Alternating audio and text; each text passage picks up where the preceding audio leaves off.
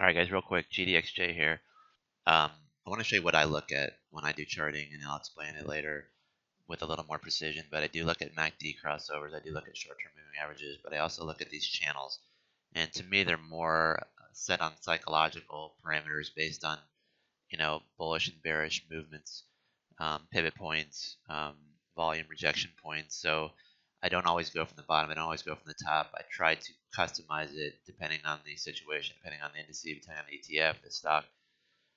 With looking at GDXJ, the junior miners here, there's no doubt we had a break from the pivot point. You could even drop this down a hair lower, but I'm trying to get a little bit more precise here um, with tails and wicks, which I don't normally do, but you could bring it along this level here. I want to catch this little breakout point here, but the reason I'm drawing this line is in not using the bottoms is that if you look at the MACD on here, you have this trailing drop, and then you have this strong failure. You have the open along the descending trend line, the drop back below. Then you have this little consolidation, then you have the gap up. So I want to know where the change in sentiment was, where the exact point was, and it's obviously in this area here. So now you have this bullish feeling, little rejection of the low here, closing towards the midline of the, even though we have a red candle. You come back up and then you hit this another rejection point. So I want to look at the changes in direction. And those are where I start to form my lines, obviously. Another drop down here, bullish close above the open green candle. A little bit of a little suspect here, a little concern that, we took this big dip here. Is this just a failure again?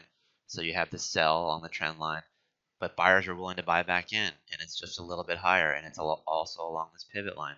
So the buyers come back in. Nice doji here, bullish. You have the gap up to the line. Now, if we were having a descending, continuation move to the downside, you probably would have never even got to this line. It probably would have either hit and rolled. So, obviously the shorts, any type of shorts in gold here are covered. But is there a fundamental reason on the miners here? You're going to get follow through, or you're going to get a continuation decline in the dollar?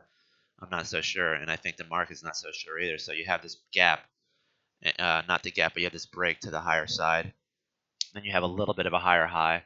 Um, Not an inside day, but you have a close well within the parameters here of the top end, just under it, but nothing getting you to that top line that we kind of expected.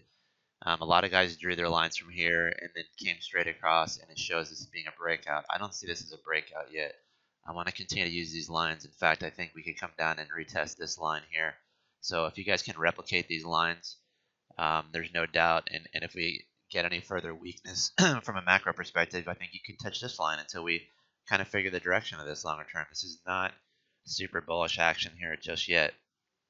The move would also lead me to believe that we need to see some sideways consolidation.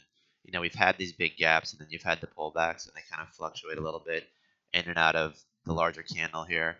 We could do the same thing here, but on a smaller scale. You could have this in and out fluctuation within the parameters of this what you would say a pivot breakout candle, which was on high volume. So you could have some back and forth in here, and then you're pushed higher.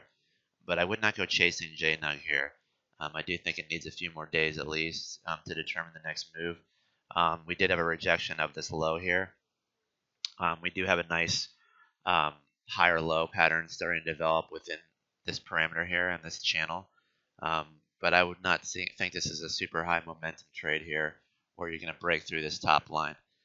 If we do, we can reevaluate it and think that we maybe fill the gap up to this trend line here just below 36. I'm sorry, just above 36, maybe 36.20. But for now, this is well contained, and I think we need to proceed with caution.